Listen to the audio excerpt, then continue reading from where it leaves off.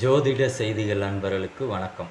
என் தாய் தந்தை, என் குருநாதர் திருப்பூர் ஜி.கே. ஐயா மற்ற குருமார்களின் பொற்பாதங்களை வணங்கி இந்த பதிவிடுகிறேன். இன்றைய பதிவில் பார்த்தீங்க அப்படின்னா, ஒருவர் பிறந்த ஜாதகத்தில் சதயம் நட்சத்திரம் முடக்கு நட்சத்திரமாகவோ அல்லது அவயோகி நட்சத்திரமாகவோ இருந்து ஒரு கிரகம் தசா புத்தி நடத்துது அப்படின்னு சொன்னால், இதற்கு எளிய பரிகாரம் என்ன அப்படிங்கிறத பார்ப்போம். அர்த்தநாதீஸ்வர் படத்தை வீட்டில், பர்ஸில், பேக்கெட்டில் வச்சு வழிபட்டுட்டு வரலாம். அடுத்தது ஸ்ரீ வாஞ்சியம் யமதர்மர் ஆலயம் சென்று வழிபடுவது சிறப்பு. திருப்புகலூர் அக்னீஸ்வர் ஆலயம் சென்று வழிபடணும்.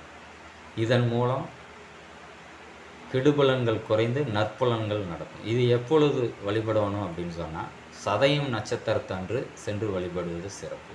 நன்றி, வணக்கம்.